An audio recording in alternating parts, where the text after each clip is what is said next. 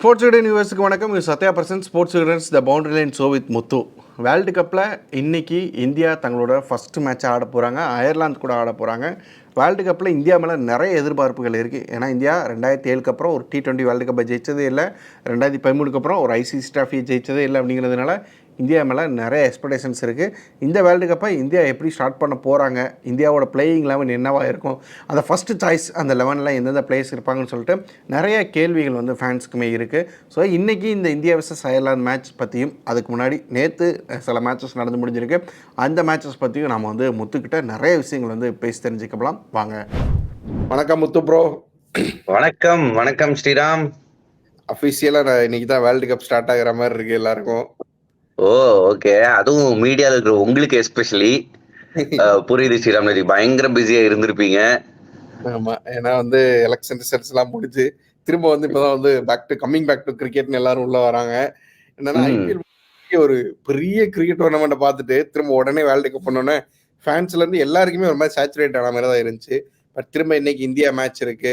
நேற்றும் சில மேட்சஸ் இருந்துச்சு, பார்த்துருப்பீங்க. அந்த மேட்சஸ் பத்தி அப்படி குயிக்கா பேசிட்டு அப்படியே போயிடலாம். நேற்று மேட்சஸ் எப்படி இருந்துச்சு? இன்ட்ரெஸ்டிங்கா இருந்துச்சுங்க ஒரு சில மேட்சஸ். அதுல வந்து விடிய காலையில் நடந்த மேட்ச்ல ஆப்கானிஸ்தான் உகாண்டாவை தோக்கடிச்சிட்டாங்க. அப்படி ஃபர்ஸ்ட் பேட்டிங் செய்யும் போது சூப்பர் ஸ்டார்ட் கொடுத்தாங்க. குர்பாஸ் ஒரு 70, இப்ராஹிம் சத்ரான் ஒரு 70. ஸோ ஆப்கானிஸ்தான் செம டேஞ்சரஸ் டீமா தெரியுறாங்க. பேட்டிங்லயும் நல்லா பண்ண ஆரம்பிச்சிருக்காங்க. அதுக்கப்புறம் ஒரு மினி கொலாப்ஸ் இருந்துச்சு. பட் இந்த மாதிரி கண்டிஷன்ஸ்ல 170 வந்து, அதாவது ஒரு 170க்கு மேல ஒரு ஸ்கோர்னாலே அவா அப்படின்ற மாதிரி எல்லாரும் அண்ணாந்து பார்க்கக்கூடிய ஒரு கண்டிஷன்ஸ் ஆயிருச்சு. அண்ட் போலிங் அதான் ஆப்கானிஸ்தானோட ஸ்ட்ரென்த். ஸோ முடிச்சிட்டாங்க, சுருட்டிட்டாங்க. ஃபசல் ஃபரூக்கி 5 விக்கெட், ராஷித் 2, முஜீப் நல்லா போலிங் போட்டாரு. ஸோ எதிர்பார்த்தபடி ஆப்கானிஸ்தான் ஜெயிச்சிட்டாங்க அந்த மேட்ச். அது ஒரு ஓகே மேட்ச் தான். அதுக்கப்புறம் நடந்துச்சு பேட்டிங் பத்தி.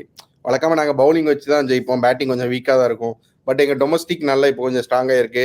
நாங்க வந்து மற்ற லீக்ஸ்ல எல்லாம் போய் உலகம் முழுக்க ஆடுறோம். இதனால எங்க பேட்டிங் இப்போ வந்து ஸ்ட்ராங் ஆகியிருக்கு. ஸோ நாங்க ஒரு நல்ல ஒரு ஃபுல்ஃபில்லான ஒரு டீமா தான் இருக்கிறோம் அப்படிங்கிற மாதிரி பேசியிருந்தாரு. ரொம்ப ரொம்ப கரெக்டான ஒரு ஸ்டேட்மெண்ட் நினைக்கிறேன். ஆப்கானிஸ்தான் நிறைய சர்ப்ரைஸ் இந்த டோர்னமெண்ட்ல கொடுப்பாங்கன்னு எதிர்பார்க்கலாம்ல? நிச்சயமா எதிர்பார்க்கலாங்க. அதுவும் பேட்டிங் அடிச்ச ஷாட்லாம் சூப்பரா இருந்துச்சு. ராஷித் கான் சொன்னது அப்சல்யூட்லி கரெக்ட். பேட்டிங்ல எல்லார்கிட்டயும் அடிக்கிற பவர் இருக்கு.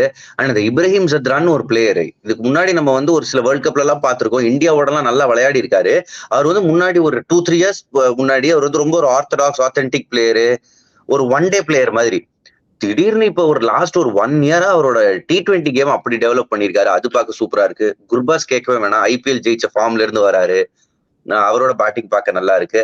அண்ட் செம டேஞ்சரஸ் போலிங் டீம். அதுவும் இந்த மாதிரி கண்டிஷன்ஸ்ல அசத்த போறாங்கன்னு நினைக்கிறேன் ஆப்கானிஸ்தான். இன்னொரு மேட்ச் இருந்துச்சு, இங்கிலாந்து ஸ்காட்லாந்து நல்லா ஆடிக்கிட்டு இருந்தாங்க. அந்த சமயத்துல ஓடையில ஒரு மழை வந்து மேட்சே வந்து ஸ்டாப் ஆயிருச்சு. பட் இருந்தாலும் இங்கிலாந்துக்கு வந்து இது ஒரு நல்ல ஸ்டார்ட் இல்ல. மழையினால நின்று போறது, ஒரு ஃபர்ஸ்ட் கேமே விட்டுறது, பாயிண்ட்ஸ் விட்டுறது அப்படிங்கிறது. நிச்சயமாங்க. பட் அவங்க இது வரைக்கும் அவங்களோட நெய்பர்ஸ் எல்லாம் ஜெயிச்சதே இல்லை. அவங்க வந்து இது வரைக்கும் அயர்லாண்ட ஜெயிச்சதே இல்லை T20 வேர்ல்ட் கப்ல. அதே மாதிரிதான் இப்போ ஸ்காட்லாண்டுக்கும் அதே கதிதான் போல அவங்களோட நெய்பர்ஸ்னு வரப்போ. என்னதுன்னா கடைசியில I think Scotland got lucky. ஏன்னா மழைனால 110 உங்களுக்கு வந்து 10 ஓவர்ல சேஸ் பண்ணும். இங்கிலாண்டோட பேட்டிங் லைன் இப்ப வச்சு எனக்கு தெரிஞ்சு பண்ணிருப்பாங்க.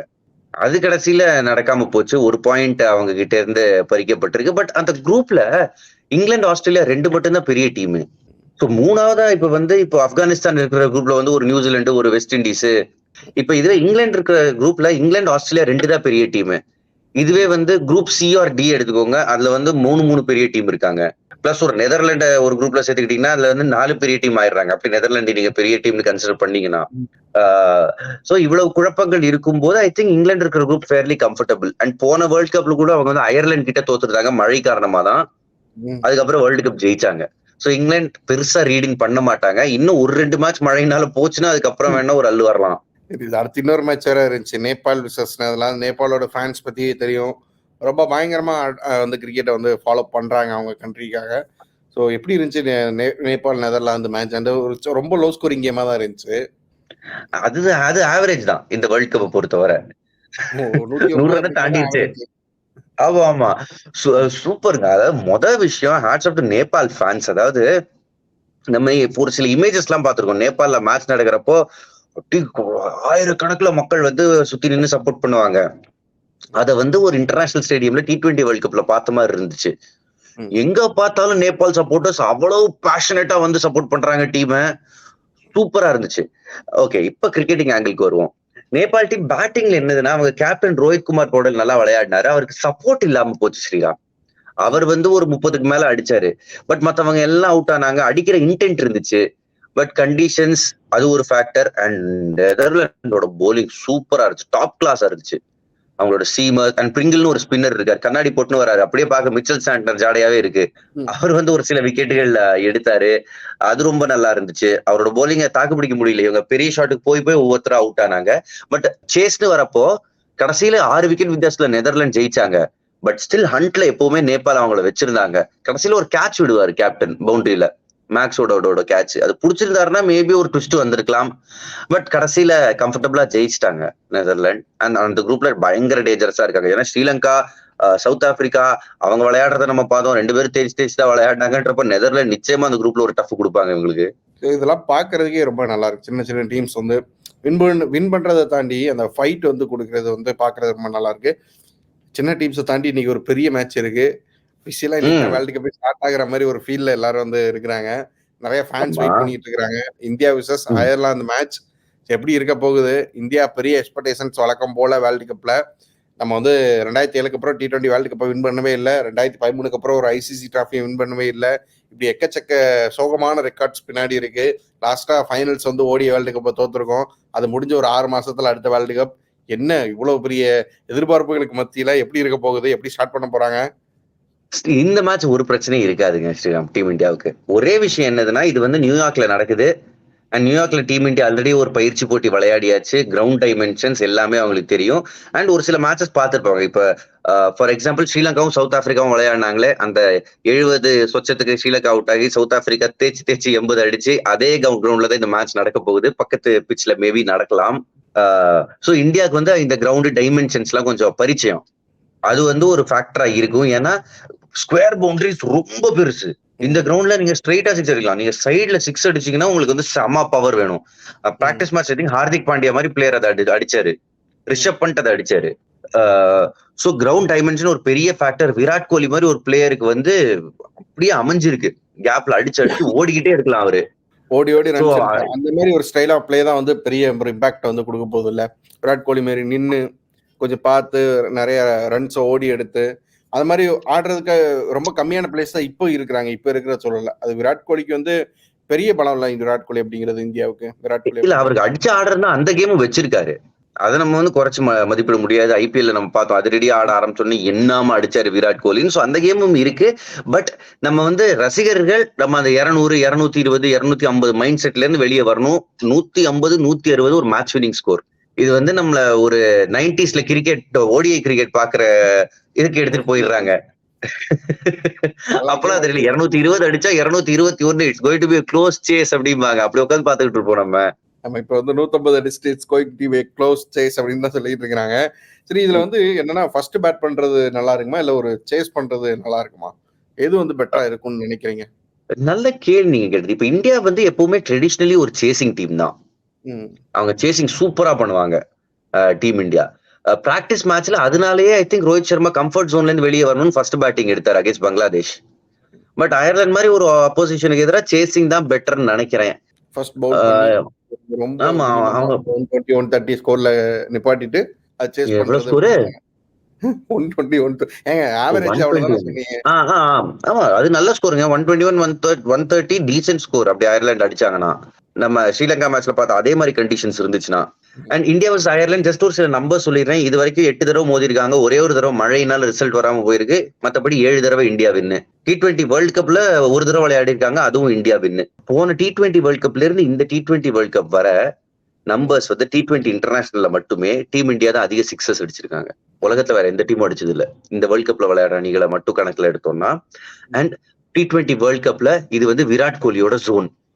விராட் கோலி தான் all time highest run getter T20 world கப்ஸ்ல. 1141 ரன்கள், ஆவரேஜ் 81.5, 14 50 அடிச்சிருக்காரு. Strike rate 131. இது அவரோட கோட்டை T20 வேர்ல்ட் கப்னு வரப்போ. இப்படி ஒரு ரெக்கார்டு வச்சிருக்க பிளேயரை பார்த்தாயா வேர்ல்டு கப்ல இருப்பாரா மாட்டாரான்னு கேட்டுக்கிட்டு இருந்தீங்க. அதைத்தான் நான் அப்பவே சொன்னேன், நிச்சயமா இருப்பாரு, அவர்தான் ஓப்பனர்னு சொல்லிக்கிட்டே இருந்தேன். சரி, இன்னைக்கு லைன் அப் எப்படி இருக்க போகுதுன்னு சொல்லிருங்களேன். ஓப்பனிங் வந்து ரோஹித் விராட் தான் சொல்றீங்க. என்ன ஆமா, 11 என்னவா இருக்கும்? ஓப்பனர் வந்து ரோஹித், விராட். நம்பர் 3ல எனக்கு என்னமோ ரிஷப் பண்ட்ட பாப்போமோன்னு ஒரு ஃபீலிங் வருது, லெஃப்ட் ஹேண்டர் வேணும்ன்றதுக்காக. ஏன்னா நம்பர் 4ல சூரியகுமார் யாதவ் ஸ்லாட் இன் ஆகுறாரு. நம்பர் 5ல வந்து சிவம் தூபே. அதுக்கப்புறம் நம்பர் 6 ஹார்திக் பாண்டியா. நம்பர் 7 ரவீந்திர ஜடேஜா. அதுக்கப்புறம் வந்து இதுக்கப்புறம் போலர்ஸ் தான். ஸோ ஜஸ்ட் ஆர்டர் பார்த்துக்கலாம். குல்தீப் யாதவ் இருக்க போறாரு, உங்களுக்கு வந்து ஹர்ஷ்தீப் சிங் இருக்க போறாரு, பும்ரா இருக்க போறாரு, அண்ட் சிராஜ் இருக்க போறாருன்னு எனக்கு ஒரு ஃபீலிங். 2 ஃபாஸ்ட் பவுலர்ஸ் இருக்க போறாங்க, பும்ரா அண்ட் சிராஜ் இருக்க போறாங்க. பும்ரா, சிராஜ், ஹர்ஷ்தீப் பிளஸ் ஹார்திக் பாண்டியா 3+1. 3+1 இருக்க போறாங்க. ஸ்பின் வந்து குல்தீப் இருக்க போறாரு, கூட ஜடேஜா இருக்க போறாரு. ரைட்டா? ஆமா, இதான் வந்து கரெக்ட். பவுலிங் லைனப்பா இருக்க போகுது. பேட்டிங்ல பார்த்தோன்னா அப்படி ஒரு லெஃப்ட் ஹேண்டர், நம்பர் 3ல ஒரு லெஃப்ட் ஹேண்டர், அடுத்து பார்த்தோன்னா நம்பர் 5ல ஒரு லெஃப்ட் ஹேண்டர், நம்பர் 7 அந்த மாதிரி ஒவ்வொரு லெஃப்ட் ஹேண்டர்ஸா வந்து ஆல்டர்னேட்டிவா இருக்க போறாங்கன்னு நினைக்கிறேன் அடுத்தடுத்த ஆர்டர்ல. ஸோ ஒரு பக்காவான லைன் அப்பா வந்து தெரியுது. இதுல மிஸ் ஆகுறதுன்னா மேபி எல்லாரும் கொஸ்டின் பண்ண போறது சாம்சன் ஏன் இல்லைன்னு கொஸ்டின் பண்ண போறாங்க. என்ன பதிலா இல்ல, அப்படி சாம்சன் விளையாடணும்னு பாத்தீங்கன்னா அப்ப அந்த நம்பர் 3ல தான் உங்களுக்கு வந்து சாம்சனை ஸ்லாட் இன் பண்ண முடியும். அப்ப நீங்க ஒரு போலரை தியாகம் பண்ணும், அப்ப சிராஜ் வெளியே போகணும். பட் அயர்லாந்து மாதிரி டீமுக்கு எதிராக உங்களுக்கு வந்து டீம் இந்தியா ஆக்சுவலா இது பண்ணலாம், கொஞ்சம் சோதனை பண்ணி பார்க்கலாம், சாம்சனை கூட கொண்டு வந்து பார்க்கலாம், ட்ரை பண்ணி பார்க்கலாம் அப்படிங்கிறீங்க. பட் எனக்கு தெரிஞ்சு இல்ல ஸ்ரீராம். இப்ப இவங்க வந்து பாகிஸ்தான் மேட்சுக்கு என்ன 11 மைண்ட்ல இருக்கோ அந்த 11 தான் இன்னைக்கு ஆடணும். என்னதான் இருந்தாலும் நீங்க வந்து அந்த கிரவுண்டு மேட்ச் பிராக்டிஸ் அதெல்லாம் ரொம்ப ரொம்ப முக்கியம். சோ எனக்கு இந்த மேட்ச் சும்மா எக்ஸ்பெரிமெண்ட் பண்ணாம அதே 11 ஆடினா நல்லது. ஏன்னா அதுதான் பெரிய மேட்ச் உங்களுக்கு. பட் அப்கோர்ஸ் அயர்லாண்டை சாதாரணமா எடுத்துக்க முடியாது. ஒரு சில மேட்ச் வினர்ஸ் அங்கேயும் இருக்காங்க. நீங்க கேள்வி கேட்டீங்கன்னா நான் அதுக்கும் வரேன். பட் எனக்கு தெரிஞ்சு இந்தியாவுக்கு வந்து கேக் வாக்கா இருக்க போகுது இந்த மேட்ச். டாஸ் ஜெயிச்சு சேஸ் பண்ணலாம். அயர்லாண்டும் ஒரு 100 ரன்னு, நீங்க சொன்ன மாதிரி 110. அதுக்கப்புறம் டீம் இந்தியாவுக்கு ஈஸி சேஸா இருக்க போகுது. அப்புறம் வந்து இன்னொரு கேள்வி இருக்கும், சகல் ஏன் இல்லை அப்படின்னு. ஏன்னா சகல் வந்து T20 வேர்ல்டு கப்ல இந்தியா இது வரைக்கும் எடுத்ததே இல்லை. இப்பதான் எடுத்து உள்ள கொண்டு வந்திருக்காங்க. ஒரு ஃபர்ஸ்ட் சாய்ஸா ஃபர்ஸ்ட் 11ல வந்து அவர் இருக்க மாட்டாருன்னா ஏன் குல்தீப் யாதவ் தான் வந்து ஃபர்ஸ்ட் சாய்ஸா? குல்தீப் யாதவ் பெட்டரா போட்டிருக்காரு இன்டர்நேஷனல் கிரிக்கெட்ல. உங்களுக்கு ஸ்ட்ரெயிட்டா அவருக்கும் இவருக்கும் தான் போட்டி. அதுல வந்து குல்தீப் இன்டர்நேஷனல் கிரிக்கெட்ல பெர்ஃபார்ம் பண்ணிருக்காரு. நம்ம வந்து செஹல்னு நீங்க சொல்றீங்க, செஹல்ல வந்து IPL நம்ம பார்த்தோம், second half of the tournament விக்கெட்டே வரல. குல்தீப் மட்டும் வந்துச்சான்னு கேட்டீங்கன்னா குல்தீப் ஆடின மேட்ச் எல்லாம் வந்துச்சு. நடுவில் ஒரு ஃபிட்னஸ் இஷ்யூனால ஒரு 2 மேட்ச் மிஸ் பண்ணாரு. பட் இன்டர்நேஷனல் கிரிக்கெட்ல ரொம்ப நிறைய விக்கெட் எடுத்திருக்காரு. அவரு ஆல் ஃபார்மேட்ல எடுத்திருக்காரு. மேபி டோர்னமெண்ட் உள்ள போகும்போது ஏதாவது சேஞ்சஸ் வரும்போது மேபி சகலுக்கு சான்சஸ் கிடைக்கலாம்ல. அது பேட்டிங் ஒரு ஃபேக்டர். ஏன்னா நீங்க ஏற்கனவே நம்மளோட ஃபாஸ்ட் பவுலர்ஸ் பேட்டிங் அவ்வளவு பெருசு கிடையாது. சோ நீங்க வந்து அட்லீஸ்ட் ஸ்பின்னர்ஸ் கிட்டே கொஞ்சம் டீசென்ட் கான்ட்ரிபியூஷன் நீங்க எதிர்பார்க்கணும். அப்படின்றப்போ 2 ஸ்பின்னர்ஸுமே எனக்கு ரன்னும் கொடுக்க மாட்டாங்கன்னா நீங்க வந்து 4 பேட்டிங் துளி கூட வராத பிளேயர்ஸோட நீங்க போக முடியாது மேட்சுக்கு. அது ஒரு ஃபேக்டரா இருக்கும் அப்படிங்கிறீங்க. சரி, ஒரு பக்கம் நம்ம என்னதான் பேசினாலும் அயர்லாந்து வந்து சர்ப்ரைஸ் கொடுக்கக்கூடிய டீம் தான். நம்ம வந்து ஃபுல்லா வந்து அவங்க வந்து நெக்லெக்ட் பண்ணிடவும் முடியாது. ஸோ அவங்க கிட்ட என்ன எதிர்பார்க்கலாம், அவங்க என்ன எக்ஸ்பெக்ட் பண்ணி வருவாங்க, அவங்க கிட்ட எந்த பிளேயர் வந்து மேபி டேஞ்சரா இருக்க வாய்ப்பு இருக்கு? பாருங்க, அவங்க கேப்டன் பால் ஸ்டர்லிங், அவர் செம்ம என்டர்டெய்னர். நீங்க பாத்துருப்பீங்க, ஒரு சில மேட்ச் சும்மா பேட்டை விடுவாரு, ஜாலியா இருக்கும் அவரோட பேட்டிங் பாக்குறதுக்கு. பட் அவரால் மேட்ச் வந்து ஜெயிச்சு கொடுக்க முடியுமான்னு தெரியல. பட் மேட்ச் ஜெயிச்சு கொடுக்கற மாதிரி கொடுக்கக்கூடிய வீரர்கள் மாதிரி இருக்கிறது அவங்களோட மிடில் ஆர்டர்ல வந்து ஹாரி டெக்டர்னு ஒரு பிளேயர். அவர் வந்து நிறைய லீக்ஸ்ல விளையாடுறாரு. நம்ம IPLக்கு வரல, பட் ஒரு சில லீக்ஸ்ல விளையாடுறாரு. அதுல கன்சிஸ்டன்டா ரன் அடிக்கக்கூடியவர். அவர் ஒரு நல்ல பிளேயர். கீப்பர் வந்து டக்கர்னு ஒருத்தர் இருக்காரு. போன வேர்ல்ட் கப் ஆஸ்திரேலியால நடந்தப்போ ஒரு மேட்ச் எந்த அணியும் ஞாபகம், பட் சூப்பரா விளையாடினார் அவரு.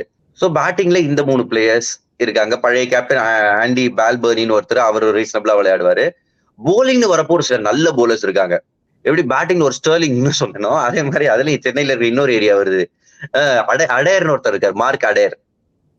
Lower order hard hitting player, நல்ல பவுன்சர் வச்சிருக்காரு. இந்த கிரவுண்ட்ல யூஸ்ஃபுல்லா இருப்பாரு. ஏன்னா ஸ்கொயர் பவுண்டரிஸ் பெருசு. ஷார்ட் பால் எங்கேயாவது வந்து ஃபுல் கனெக்ட் பண்ணாம போச்சுன்னா பவுண்டரியில கேட்ச் பிடிக்கிற அளவுக்கு அவர் போலிங் போடுவாரு. அவர் ஒரு நல்ல போலர். அதுக்கப்புறம் நம்ம IPL குஜராத் டைட்டன்ஸ்க்காக பார்த்தா ஜாஷ் லிட்டில். இந்தியா வந்து நல்ல ஃபைட் பண்ணி ஒரு யுனைட்டடா இருந்து மேட்சை வின் பண்ணி அயர்லாந்து வந்து தோக்கடிச்சாங்கன்னா ரொம்ப நல்லா இருக்கும். என்ன நடக்குன்னு வந்து வெயிட் பண்ணி பார்க்கலாம். உங்க பிக் வந்து கண்டிப்பா இந்தியா தான். அதுக்கப்புறம் எனக்கு வந்து தெரிஞ்சு இது ஈஸி வின் இந்தியா. அயர்லாந்து வந்து ஒரு 2 டீம கவுப்பாங்க. பாகிஸ்தான கவுக்கிறதுக்கான வாய்ப்புகள் இருக்கு. அது ஏன்னா அந்த மேட்சுக்கு முன்னாடி சொல்றேன். பட் எனக்கு தெரிஞ்சு இந்தியாவுக்கு அவ்வளவு பெரிய த்ரெட்டா இருக்க மாட்டாங்கன்னு நினைக்கிறேன். சரி, இந்தியன் டீமோட அந்த ஹீரோவா யார் இருக்க போறா இந்த மேட்ச்ல? ஆஹ் ஹார்திக் பாண்டியா. ஏன்னா நல்ல ஷார்ட் பால் வச்சிருக்காரு. ஃபினிஷிங் பேட்டிங் வருவாரு. அப்படி டீம் இந்தியா ஃபர்ஸ்ட் பேட்டிங்னா அவர் அடிக்கிற ரன்ஸ் குரூஷியலா இருக்கும். ஃபர்ஸ்ட் போலிங்னா ஒரு சில விக்கெட்டுகள் எடுத்துருவாரு. அதுக்கப்புறம் விராட் கோலியே ரன் சேஸ்ல வேலையை செஞ்சிருவாரு. ஓகே முத்து, இந்தியா தான் ஜெயிப்பாங்க அப்படின்னு சொல்கிறீங்க. ஸோ என்ன நடக்கு அப்படிங்கிறத வந்து பார்த்துட்டு நம்ம திரும்ப மேட்ச் முடிஞ்சதுக்கப்புறம் நிறைய விஷயங்கள் திரும்பியும் பேசலாம். தேங்க்யூ முத்து, தேங்க்யூ ஸோ மச். ஸோ இன்றைக்கி இந்தியா vs அயர்லாந்து மேட்ச் நடக்க போகுது. இந்த மேட்ச்சில் எந்த டீம் ஜெயிப்பாங்க அப்படிங்கிற உங்களோட கணிப்புகளை வந்து கமெண்டில் வந்து தெரியப்படுத்துங்க. அண்ட் எந்த பிளேயர் வந்து நல்லா பண்ணுறதுக்கு, இந்தியன் டீமில் எந்த பிளேயர் வந்து நல்லா பண்ணுறதுக்கு சான்ஸ் இருக்குது அப்படிங்கிற உங்களோட கணிப்புகளையுமே வந்து கமெண்டில் வந்து தெரியப்படுத்துங்க. ஸோ தொடர்ச்சியாக ஸ்போர்ட்ஸ் உடனோட இணைஞ்சிருங்க. நன்றி.